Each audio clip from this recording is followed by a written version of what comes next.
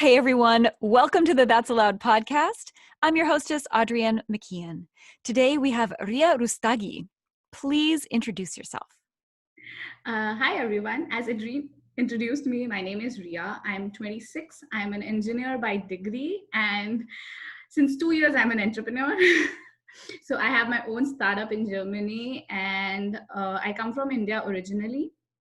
I've been living in Germany for the past 4 years, and it has been an amazing roller coaster journey.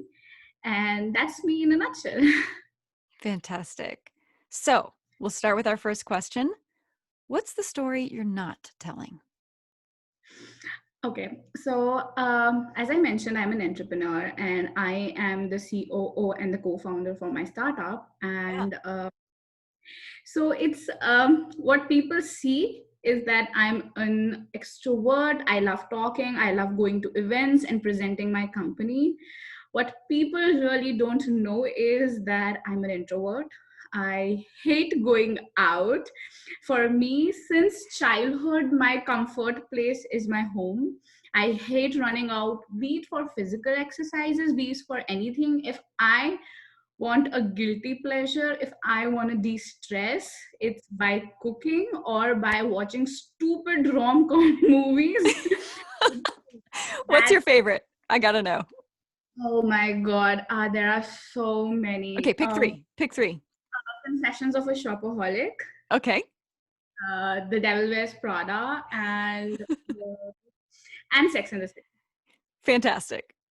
Yes, so they are my guilty pleasure. I love shopping, but I would prefer doing it in an app rather than going out. So, though people see that I'm an extrovert, I have my events, I love talking about different things and aspects, and I do. For me, learning is more about communication rather than being stuck in a classroom. I like talking to people and learning it that way rather than, just learning over articles and stuff like that. I love communication, but that's the story which people really don't know about me.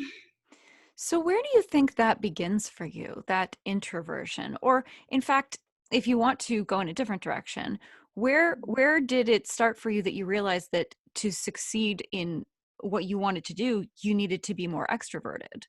I'll let you decide. Hmm. So I have been an introvert since I was a child. So I'm the second child. My elder sister is a extrovert, and she always used to go out, talk to friends. And for me, I found my solace in kind of like books and studying, and it Hmm. started.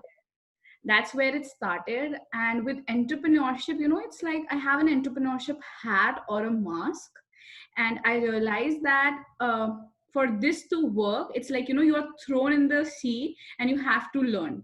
And I like taking that role on. I like putting that hat on and being another person, and then keep a mystery about who the real Ria is. So what people Hmm. see is Ria, the co-founder and the entrepreneur and the COO, the face of company. But what they don't know is the real Ria. It's always like what you see is not really what they are in the real life. So never judge a book by its cover. That's very true. Very true. So, what would you say was sort of a climax moment or a rock bottom, if you had one, in terms of realizing, oh, there's a disconnect here between the way that I need to be in business and the way that I naturally feel like I am? Yes. So what happened was, since until 2018, I was, I went to Singapore to do my master's. I came to Germany to pursue my internship and my job. And I was like, oh, wow, this is what I was working for the past 23 years. And I've got a job. It's nice paying. But I don't feel like content, I don't feel like an inner fire being, there. Like, oh my God, this was an amazing day. This was a day where I worked a lot. And in India, you have to work a lot to get even the smallest of things. You have to kind of push yourself through. You have to be the best. The population is so much. You strive Mm. to be excellent at what you do. Otherwise, being average is not good enough. And here, things were a little relaxed. And then entrepreneurship was not planned in my career path. It was something we kind of started working and we came through, and then we decided that we have to do this. And over a period of 2 years, I have to say that since 2018, I decided and I saw that people cannot understand my product over a website. It's not something that's simple, that easy. I need to talk to people. I need to make people aware of what it really is, because otherwise people won't know the benefits. Mhm. I believe in my product as a customer. So, that was like that moment in, I think, 2019, where I realized that nobody can explain my product better than me, because I, as a customer, I'm a fan of my product. I have used it and it has changed my life over the past 2 years. And I want to change and make sure people really understand it. So you realized that to get that core message out there, you needed to start using your voice. Yes. Yeah, absolutely. That, And that's the, so yeah, yeah. So you were able to do that by kind of tapping into your passion? yes. I am in this to help people, and I realized that the more I started going out, the more I talked to people, I could provide them information which they are not aware of, and they can change their day to day life. It's not something that you're going to use once in a month, but they can change their everyday routine if I can help share this knowledge with them. And then that was the moment where I realized that, mm, I have to use my voice to share my passion, to help people. I saw people's life changing, and I have to make it more vocal so that I can help out a wider audience. Yeah, that makes a lot of sense. So when did the tide turn for you in terms of, or has it turned yet in terms of you feeling more comfortable doing this? Does it give you energy now to talk to other people, or do you still need to kind of go away and curl up with a book to re-energize? So it happened during COVID. Okay, so Yeah. for us as a company, it was a game changer, because Mhm. we didn't have to go to events. We could focus on the product and really letting the voice out, and rather than just selling. I don't want to sell the product, I want to sell the cause. I want to sell Yeah. why people need it. And this started in COVID. I started with a Facebook live every Sunday, and that was in April, and I've been doing it until now. And I actually saw myself speaking. Edited the videos, and I realized, oh, I should change this. I should be more responsive for a better communication, so that when people hear me, they should be engaging. And since then, I think since April, as a social person, I have changed a lot. Like, ironically, in COVID, when everybody was locked down, I learned better to communicate easily. I've actually heard that from so many people, do you know? I think because there's so much pressure when you're in an in-person situation, and Yeah. having that little remove of the Yes. technology, I think actually makes people much more comfortable, and introverts in particular, like, you can be safe, you can be in your own little space, you're home, you're comfortable. I think it's actually kind of a remarkable thing that's happening. I totally agree upon this, because now I have to think about my face and my words. When you're on stage, you have to think about your expressions, your voice, Right. your Your hands, your body, your oh my gosh. It's so awkward. What do you do with these things? and how to stand, because if you stand with your hands at the back, that seems too formal and it doesn't feel that you're inviting. There are so many different things, and now I just have to focus on being speaking what I really believe in, and the expressions just follow. So I think that's Absolutely. what So what would you say is the core message of your business? What is it that you're trying to what's the problem you're trying to solve? the problem we are trying to solve is that everybody now is running after productivity. They want to be the best version of themselves. They want to do 20 different things at a time. And I have to tell you one thing, that if you are thinking of doing 20 things, your brain is thinking of 100. Your body is limited to 20. And we have to stop. Our body has to stop. We have to start respecting ourselves, our brain, our mental health, our physical health, and more over everything, our thoughts and emotions. We have to kind of, what we say, compartmentalize. What we have to say, get rid of distractions. It's not that easy. For a person like me, you might think that I have it all put together. For me, it's very difficult to stop working. I just cannot. I work until I reach my breaking point, and that's not good. We have to stop doing that. We have to start respecting ourselves and not just go after the race, you know? We have to stop and respect that. So that's the problem we are trying to solve. So now I'm really curious, how does your product solve that problem? So, how does my product solve that problem? We are building a wearable neurofeedback device. It comes with a mobile. Ooh.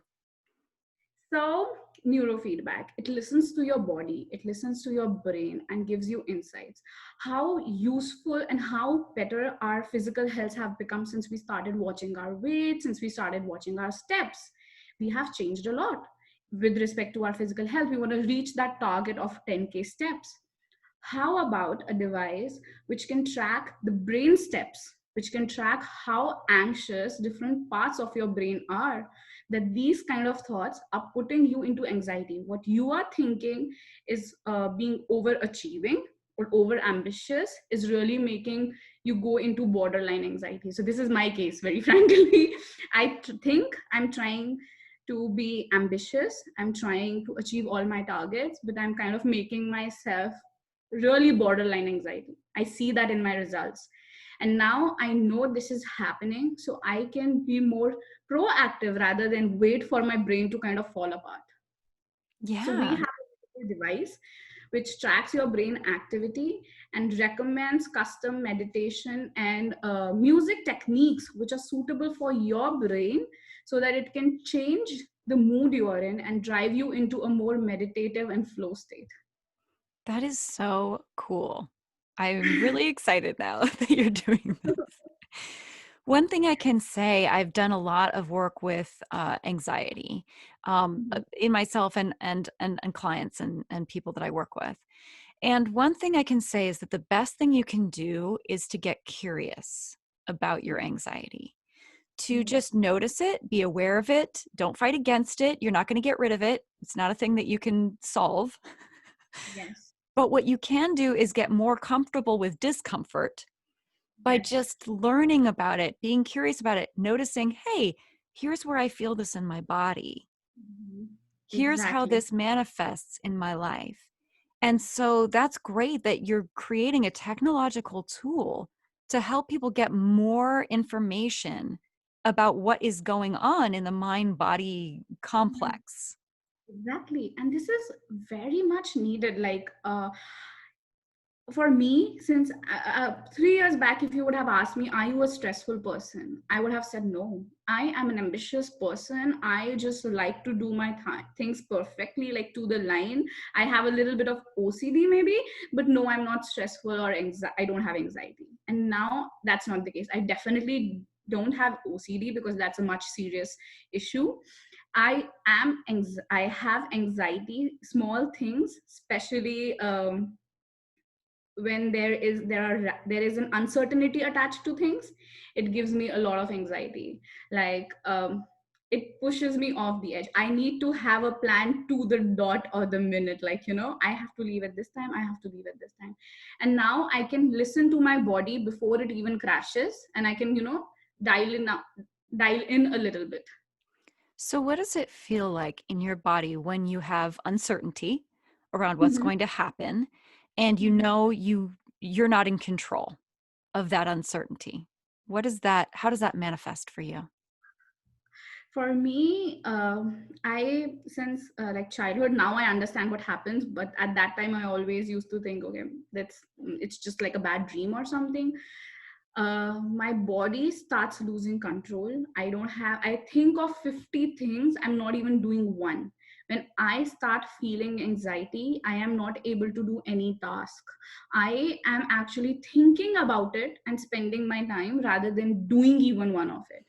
And when I am unable to do even one, and you know, it's like a loop, it's like a feedback loop, Mhm. because I'm unable to do, time is passing by, and then the work is still there, and then the time is passing by, and you know, that increases my anxiety. My heart is pounding.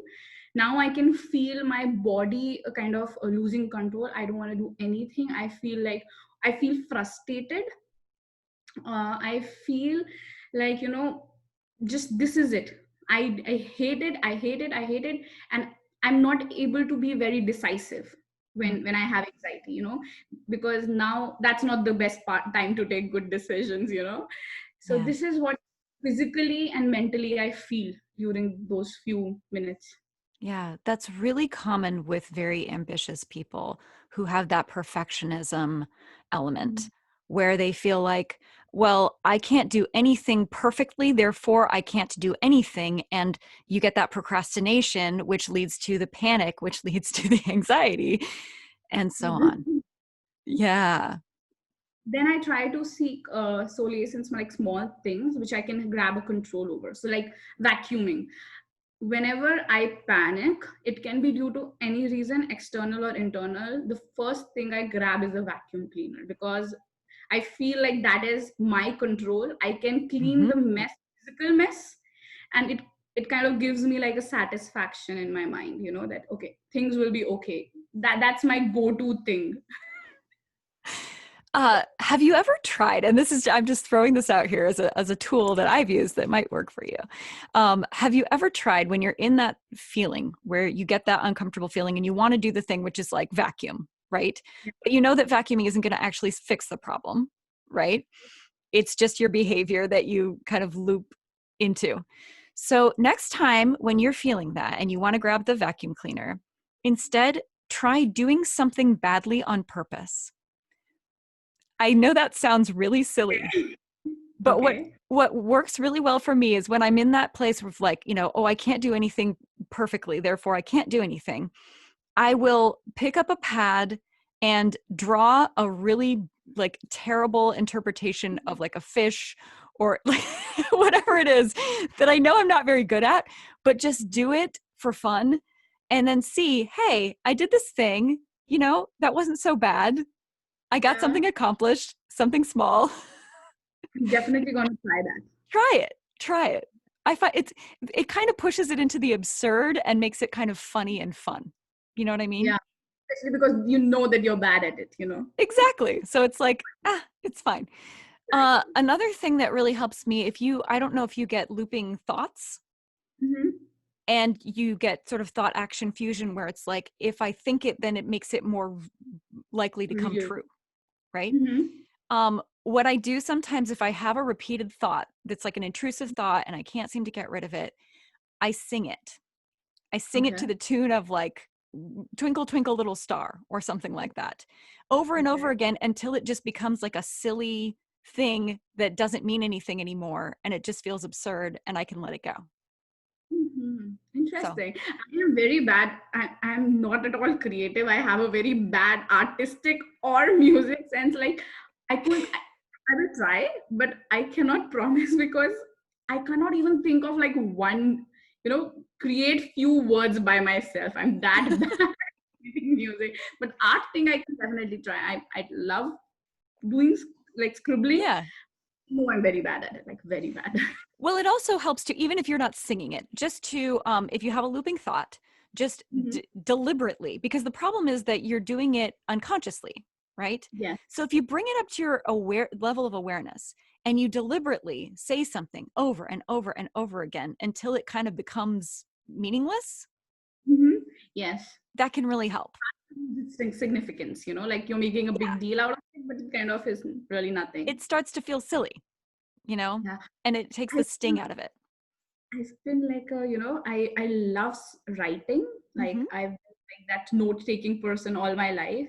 So when I have these looping thoughts, I kind of like jot down, create a plan. This happened, this caused me that. Like I am more into like writing, and I am able to. I don't have looping thoughts, but I have like a chain of thoughts, and then I lose my. Yeah. So for me, that writing it down and putting like a label on my emotion. This is making me sad. This is making me happy. This person was wrong, but I was also wrong in interpreting it like that. That really kind of helps calm me down because now then it's in a paper and it's not in my mind hovering and taking on loops. Yeah. So, how has it changed you to have this new self awareness? It has changed me a lot, because now when I am having, so before I used to be like, when I am having anxiety and I cannot control myself, I would look for things in the house to control. And that can be your siblings, your parents, or your partner. I have done all of it, and I have tried, why have you done this? Why are you creating a mess? It led in a bad house environment. And then, though they understood that she's got a mood right now, she is not feeling well, and she's anxious right now, she wants control, but that's not the way, because it's possible that the other person is also going through something. Of And course. this has made me more empathetic, Mhm. and a little, it results in a better environment, because now the other person doesn't have to tell me that you are in a mood. I can tell this, I'm not feeling very well, can we like just a timeout? I'm not feeling very well. I can apologize well in advance, because I know that I'm feeling like something burning in my heart, and I might shout, but I can be apologetic before, and then it kind of results in a better atmosphere, in a better community with the people around me. So it helped me really change the relationships I have with people, because now my mood is not causing me to say stupid stuff to people now. That's great. That's wonderful. I mean, relationships are everything, you know, just Yeah. everything. And you So, don't want to hurt yeah, yeah. people. So, who do you think needs to hear this story of awareness and transformation?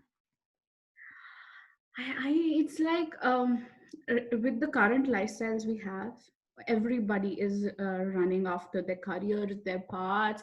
They want to be something they are not. They want to be something which the other person is. And I feel at this very moment, it is the need of the hour. That's what, for me, the definition of mindful is, that you need to understand whatever you are going through. It's not that you have to be happy and cheery. Mindful for me means that even if you're angry, you have to accept that you are angry.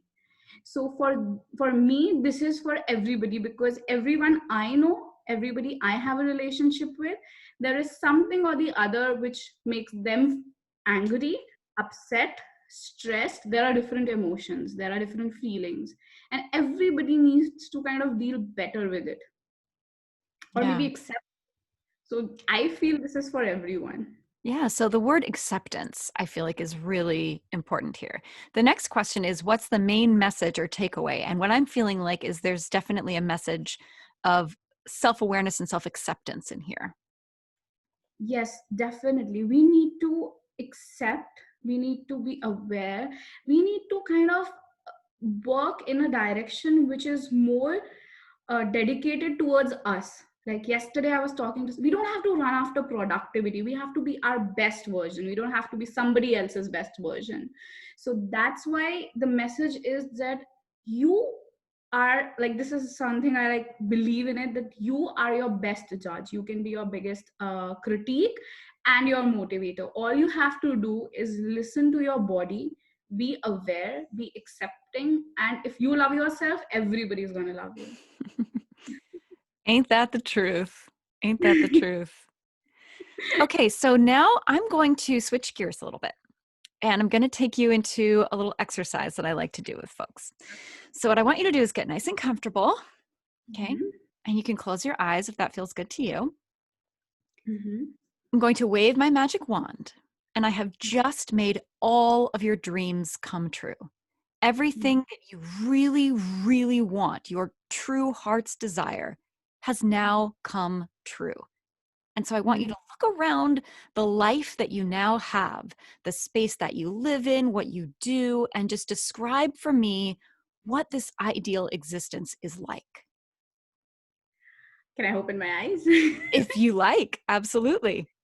Um, for me, the ideal existence is, I'm a very emotional person. The business comes from a very personal motivation. For me, family is everything. Everything. So for me, the ideal situation is that we are comfortable, we are in our houses. Like, I think the best time I had was during my childhood, when we had little, but we were all together playing different board games. And I would just love to be back in India. like, live Yeah. in India for long and be with my family, be with my loved ones, a society which is more accepting. For me, money is not the thing, very frankly. I never started the business for money or for fame. I don't care for it that much. But for me, family, emotions, relationships are everything.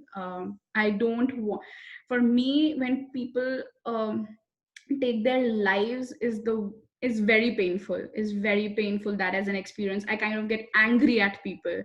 So for me, a community where people are happy or accepting enough to put their hearts out and not having to commit these strong decisions. So for me, that is the community where I want to live in, where the society is accepting, people can be themselves, whoever, whatever they are. And me being close to my family, that's my dream. Okay, so I want you to really feel that for a moment. You are sitting at a table with your family in India. You're playing a game, everyone's laughing, having a wonderful time. What does it feel like to have that belonging? What does it feel like to be so connected? Just really feel that for a moment. uh, it feels very fulfilling, it feels like this moment has to stop here right now, because lives keep on changing, everybody has their own paths, and for me that just feels like content. For me, that is the biggest Mm. achievement, that we are comfortable financially, Hmm. we are healthy, and we are all together. That for me is the ultimate, like a day like that for the rest of my life is what I want. So then in that day, so you know playing this game, this is happening.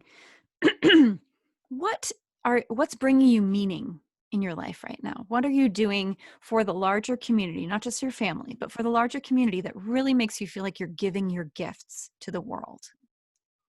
So I'll tell a story here. In Yeah. January, there was an event here in Munich. It was the Yoga World, and there was this very young girl. I share this story. It's my favorite. That's the day where I decided that this day I want to have days like these, and I am good as an entrepreneur. So this very young girl comes to us. We were doing these neurofeedback sessions, like Mm-hmm. try our product, see what you can see from the product, like understand it a little bit. This 21 to 22-year-old girl, she comes and we see her brain activity, and then we were like, we could see that this girl is like quite in stress, and she doesn't have a normal brain state. She should have been relaxed because you're at a fun event and everything, but it just didn't feel right. So we kind of saw that there were some traits where this girl was in depression, but she wasn't accepting it. So when we were talking to her, she wasn't accepting, but she came with a best friend. So what we saw in the device was very much correlated to what her best friend was saying. So that she had tried to commit suicide like a month back, Mm. and she is not happy with her family, with her job. And she, because at that age you're like, I have to make it, because people don't want me to do this, I have to complete my studies, this job is good paying, so I have to do this job. She was going through that phase. So after her session, like we saw, we wanted, because that was the first person who came us at a random event and we couldn't just let go.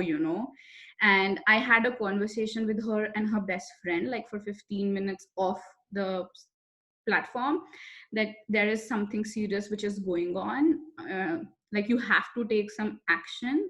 And then, like, it was a very deep conversation. I gave her my contact number, I recommended her few things she could do according to my experience in this Mm-hmm. field. And that was it. And then I tried looking out for that girl for like the next 3 months, but I couldn't, because like the email address, the writing couldn't mix. 2 months back, I got an email from her, and I think a 3-page long email which mentioned how she listened to what I had said, how it changed her life, how she went to therapy for 6 weeks because she knew that this is the time she left her job. She moved to Switzerland. She's pursuing yoga and Ayurveda now. And now she's one of the closest friends I have, and I'm like kind of in constant touch with her. But that was the day I realized that this is the very moment I kind of want to live for, and I want to have like I'll try my best that this device does what I had captured at that moment, and this is what I'm living for. My device is to for people to tell them before they take a bad action that, something is not wrong, you need professional help, because that is what people are running away from. Yeah, So that is what I do for the community, and that is why I have this product. that's amazing. I love that. So I see a really clear path from where you are here to that future that you've envisioned for yourself. So that is wonderful. What do you think is the next big, brave, scary step that you're going to need to take? Big, big scary step. Oh my god, there are so many big scary. So I don't like uncertainty. I'm a person who goes with the plan. I have a job full time which pays me salary, Hmm. and then in my free time I do my startup, because for me financial, I cannot live with that instability. I have Hmm. to have, so I think that now it's starting to get a little overwhelming because the Yeah. business is growing and it needs my full attention. And I Hmm. cannot quit that job because that gives me certainty. Though this is my passion, that gives me certainty. So the next big step is first to kind of take that risk of leaving the job Yeah.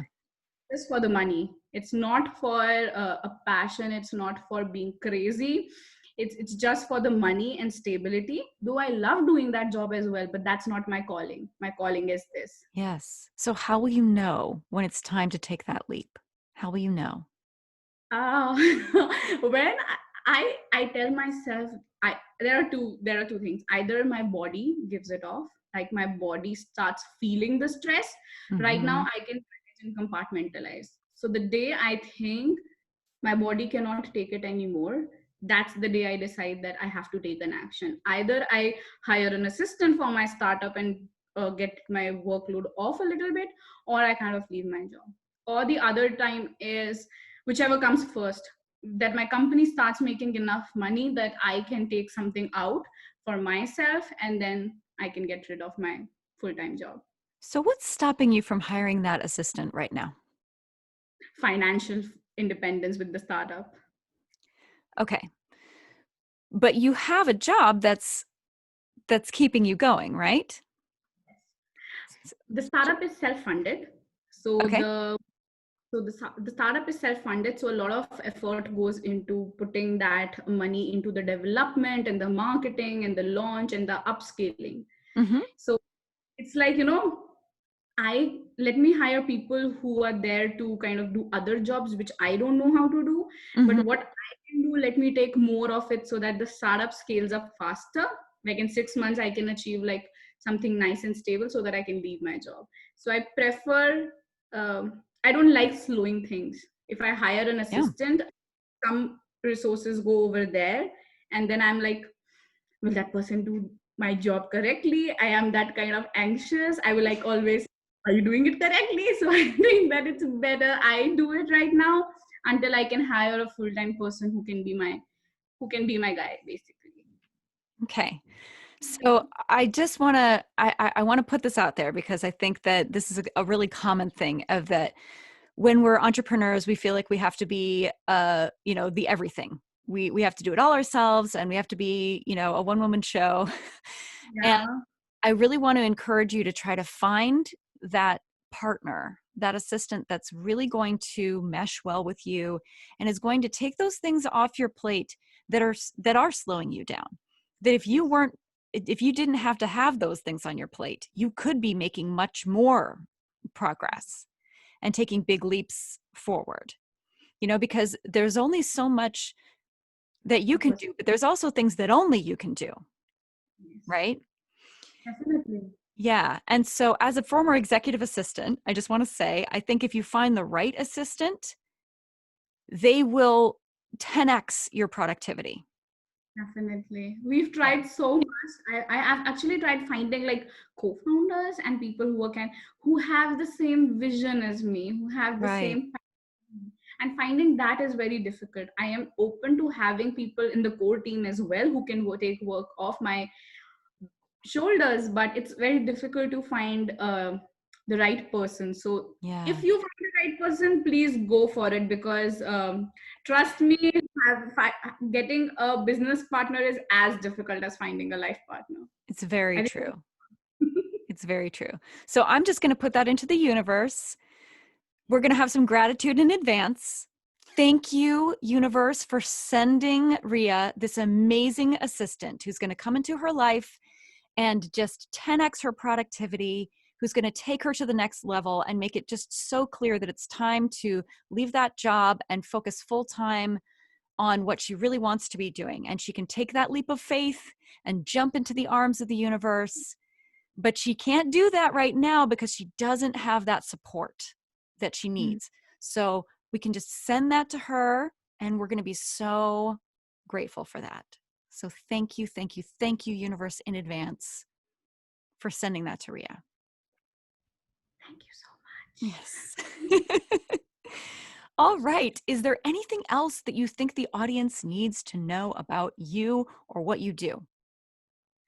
So people can find my journey, my motivation for the startup, why I'm doing this, what I'm doing, all on my website, www.newfini.com. They can contact me. They can talk to me. I am an introvert, but I love hearing people's stories. So please write to me if you think I can be of any help. If you need this device, I'm all up for network. Or if you think you are the perfect assistant for Ria, Then get in perfect. touch. Right.